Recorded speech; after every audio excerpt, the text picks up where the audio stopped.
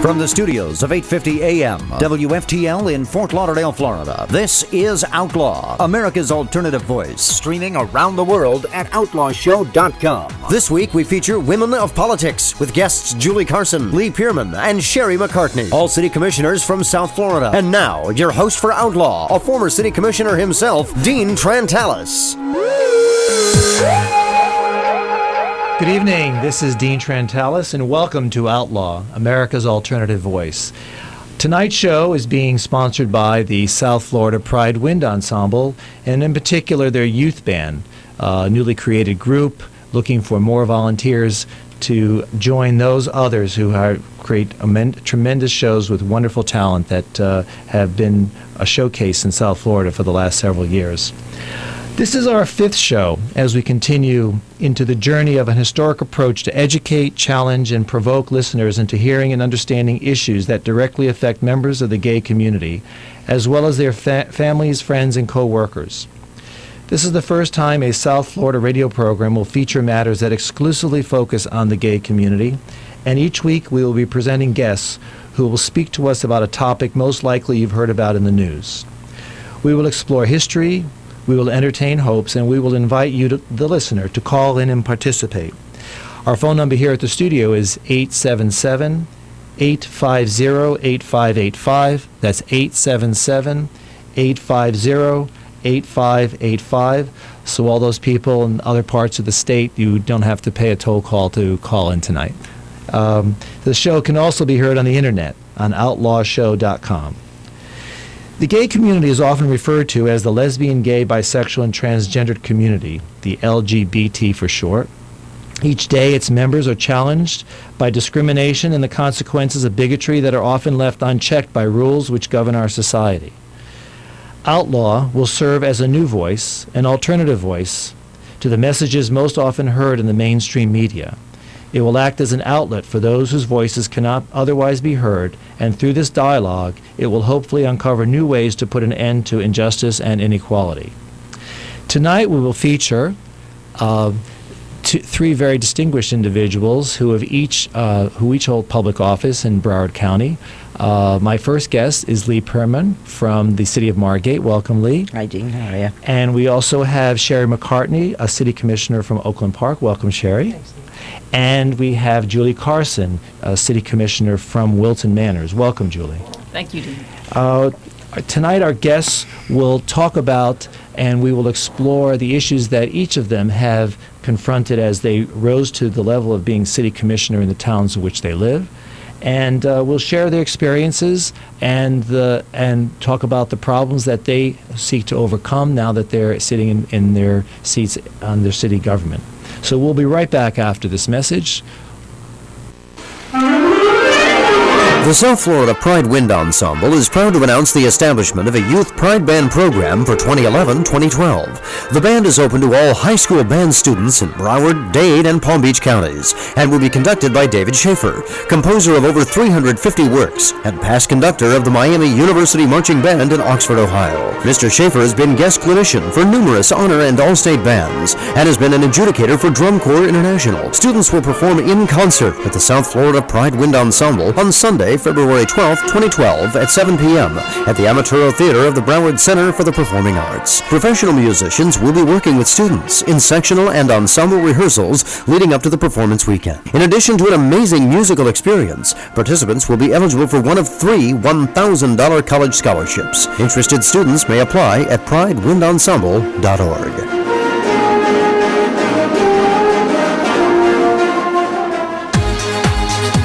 This is Outlaw, America's alternative voice, with your host, Dean Trantalis. News Talk 850. Okay, welcome back. Again, we're here at WFTL, 850 AM on your local AM dial. And our phone number again is 877-850-8585. But before we open the lines to ask our guests some questions, we're going to talk a little bit about each of our guests. Now, before the show started, we had to assign seats, and it seems that we have we have a separation here at the desk here, and Commissioner Pearman made a specific reference to saying that she wanted to be on this side because she's on the 95 divide, and the other two guests are on the other side of 95. And something tells me that there might even be an actual cultural difference between West Broward and East Broward. So tonight I want to start with our dear friend Lee Pearman. Good evening, Lee. Hello. And Lee, we've really just met recently, and Yes. And I wondered if you could give us a little bit of a background about yourself. Why did you run for public office? Have you ever held public office before? Answer any one of those questions. No, I've ran 4 times before. This was my 4th time running. For the same position? For the commission seat, yeah. Right. You have to, in Margate, you have to pick a seat. And so I've run 3 times before against incumbents. And 4th was your lucky charm. Well, if you want to call it that, I had 12 other challengers on my election. So, but about 2000 and I think it was 3, I found a problem and tried to fix it. It had to do with our bulk pickup, and I got to meet the commissioners at City Hall, and our mayor right now, Pam Donovan, kind of encouraged me to stay involved, and so I did. For 7 years, I sat in the dais, in the chamber, and when it came time to start running for elections, I just jumped in and realized that you have to be somewhat crazy to do that. Yeah. Well, clearly, the people of Margate thought that you were the right person for that seat. And when were you elected? And how long have you served? January of this year. So you're a recent. Very new. Yeah, very new. baby. Well, that's great. And now, of course, the distinguishing feature of our guests tonight is that each one of you are openly gay city commissioners, and you are openly gay, right? Yes. Yeah, okay. Last I checked. At least you are now. And tell me, was that ever really an issue in your campaign? Did anyone really bring it up? During the first 3 times I ran, but 2.5 times I ran, it wasn't really an issue. Then it became an issue with one of the other candidates at one point, and it became more of a distraction. The only reason that, because I've lived in Margate for 15 years and I raised 2 kids in Margate, and I was the quasi-parent, so it was not a big secret. As a matter of fact, when it was written in the newspaper, I had people say that was the most anticlimactic coming out that I've ever heard, because it just really wasn't. It wasn't an issue for me. The candidates, we had a couple candidates who made it a huge issue, and one of them had the nerve to say something to a elderly woman at a condo about, well, you know she's gay, and the woman says, well, you know it's the 2011s, right? Well, so it obviously worked in your favor. That the fact that they brought it up, it almost had like it had the opposite effect that these people were trying to make. The one candidate had spent about 2 years just bashing me, to anyone who would listen to him, and so by the time that it was actually anything, they'd heard it already. And they'd heard it from him, but most people knew me. They've known me for 7 years going to the commission meetings, so they knew me for me. My sexuality didn't really have anything to do with it. What do you do? What kind of occupation do you have? I work for the school board. School board of Broward County? Yeah. Very good. Well, let's talk to a commissioner who comes from a town where being gay is actually no big deal, certainly, is Wilton Manors. And Julie, thank you for coming tonight. Thanks, Dean. I'm glad to be here. And tell us a little bit about your election, Julie. When did you get elected, and how long have you been serving? Well, interestingly, in 2008, I was appointed to serve out a term, and I served from November until February. That was an appointed term. November until February of 2009? That's correct. And then I was elected in November 2010, and I have finished my first year in office. I decided to run for Justin Flippin's, the seat that he previously occupied and relinquished when he ran for State House. It was a 2-year term, and I felt that was ample time for me to work and see if I could accomplish the goals that I think needed to be at the forefront of the city's agenda. Now, you did not run unopposed. You did have an opponent in your race. That's correct. And she was not a gay person. And tell us, did that issue ever come up in your campaign?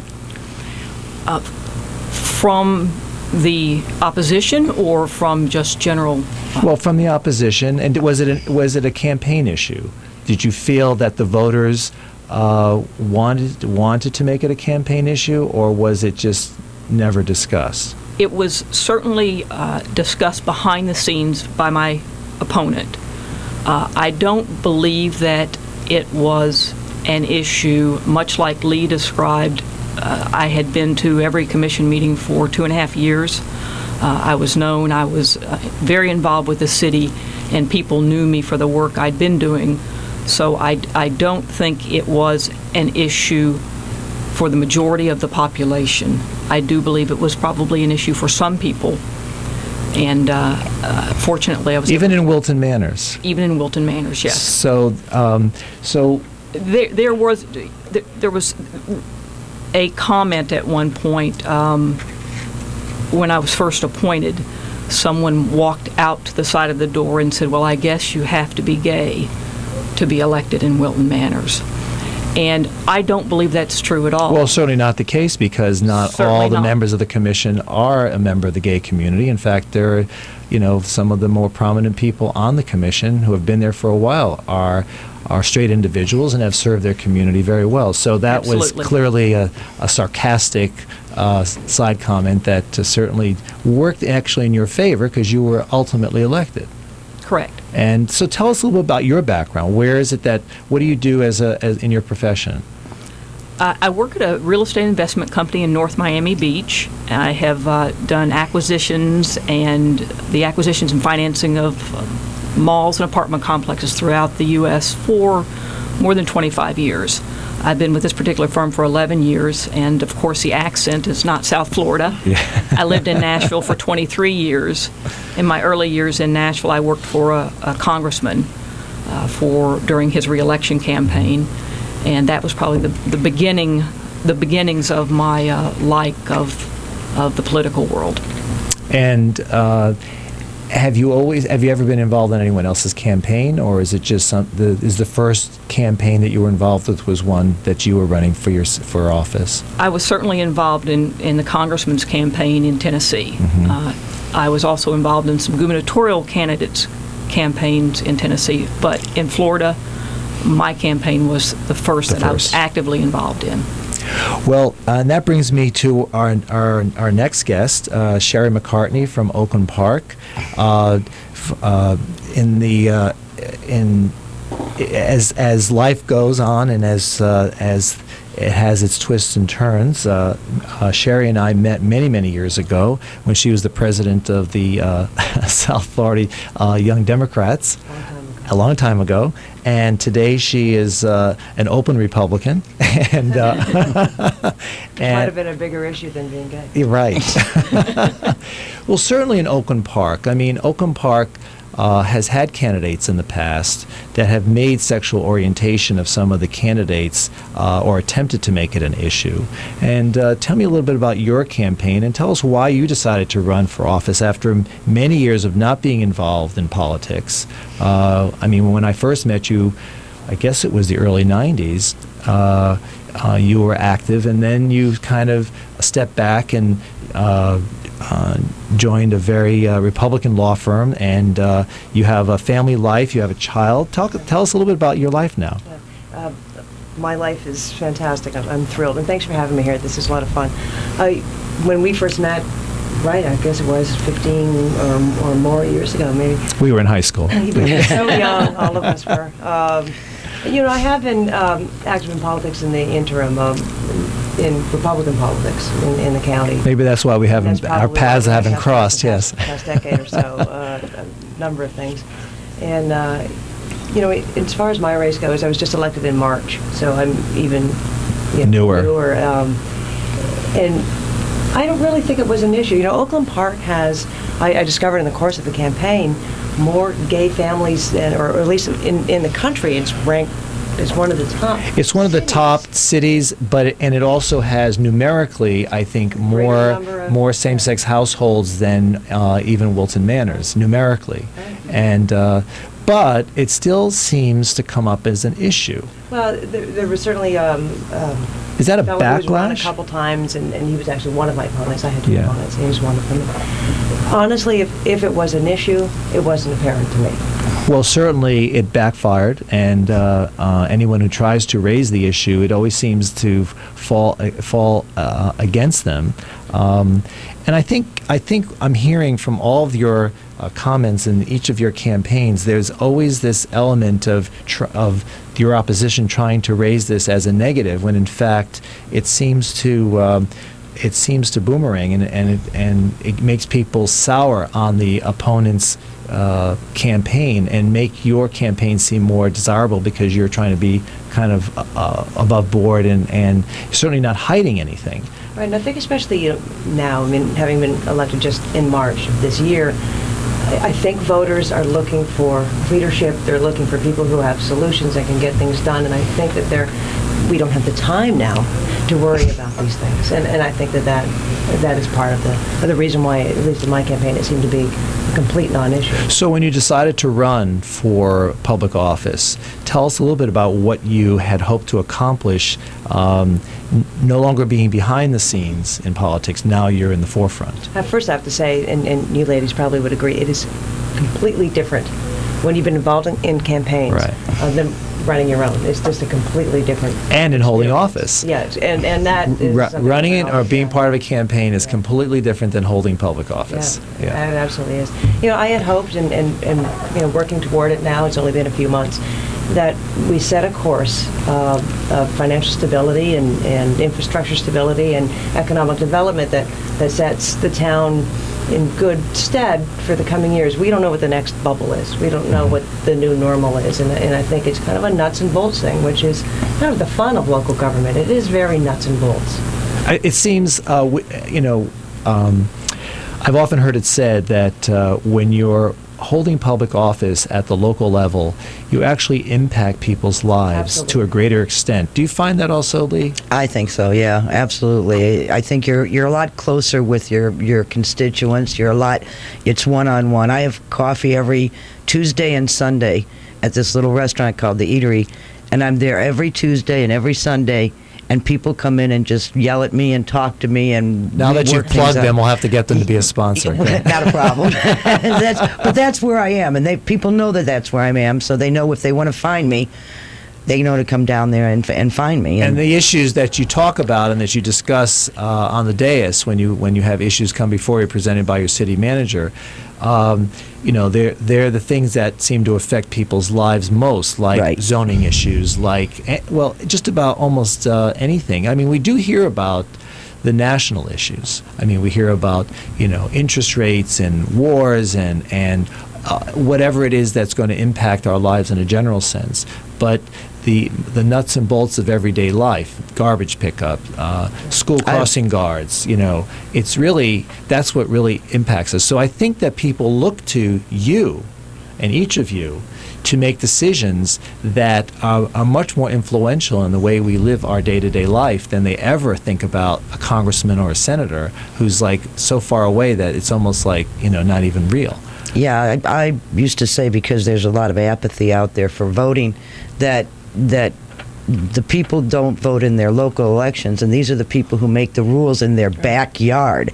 They'll go out and vote for a president if it's pouring down rain, but the ones that make the rules for their backyard, they don't have time to be bothered. Well, if you had a $3 million campaign budget and you were on TV every 20 minutes, still wouldn't get them to come out. It's just they don't get the local, that these are the people that make the rules about your life, really, a lot of times, about your house, about what you can do and things like that.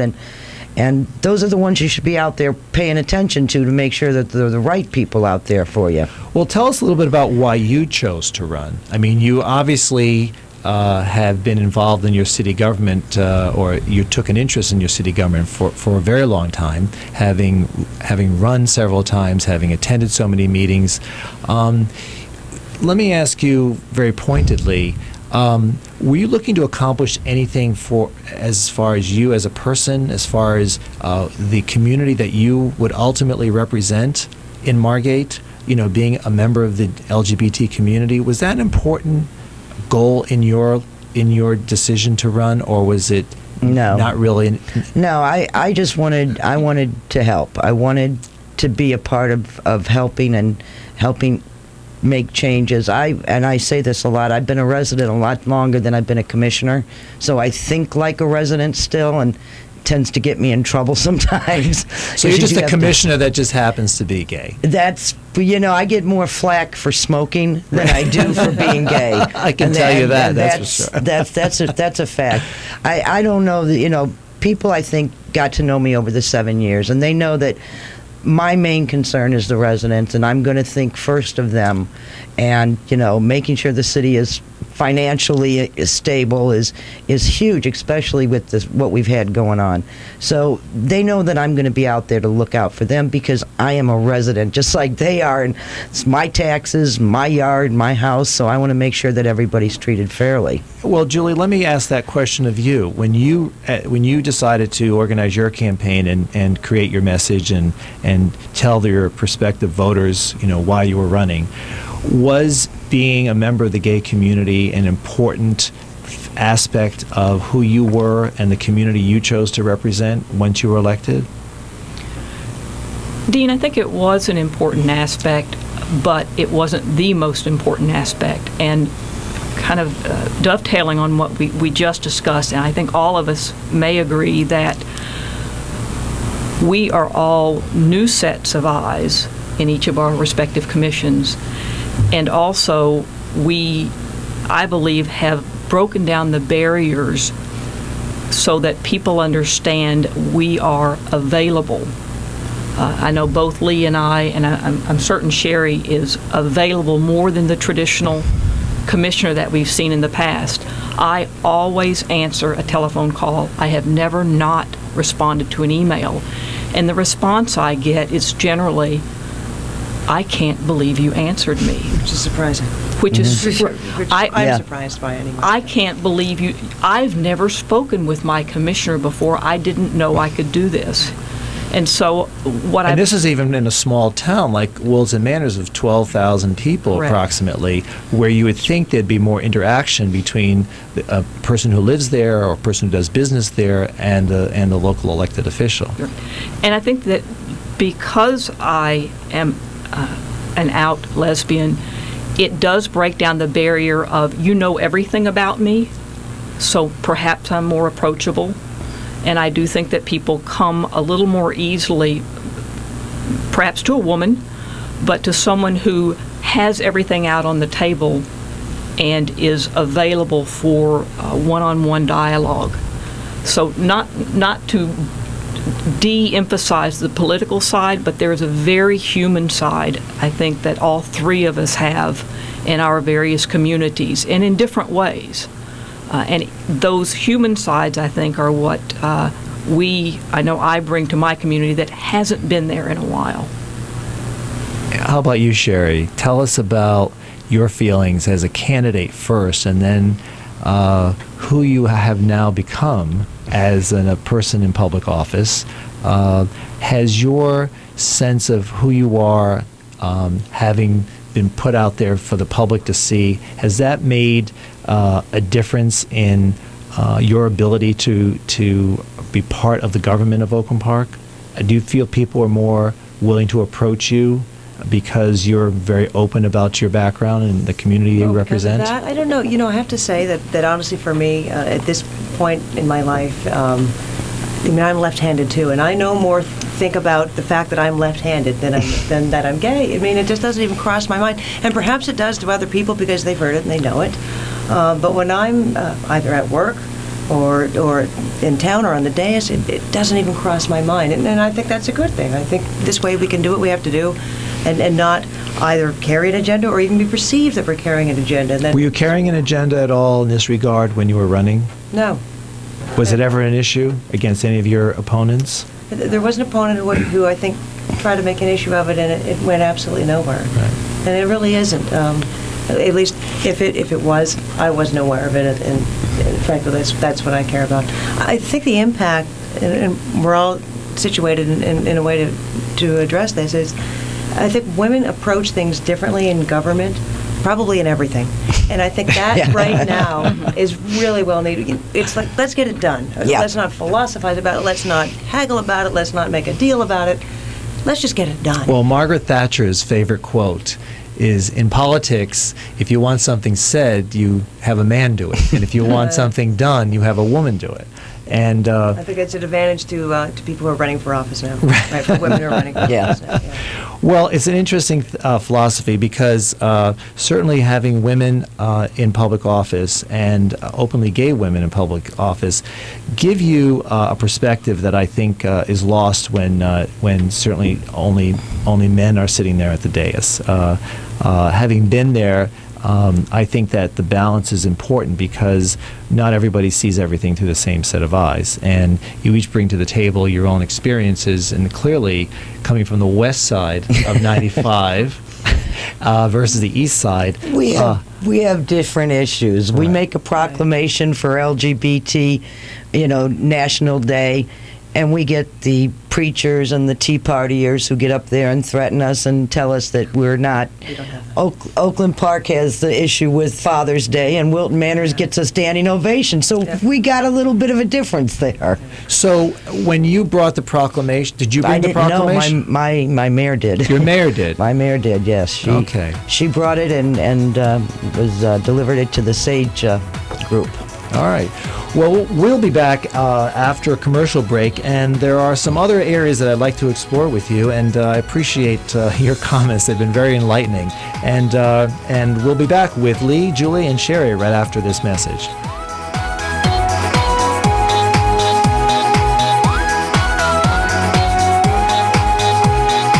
This is Outlaw, America's alternative voice, with your host, Dean Trantalis. News Talk 850.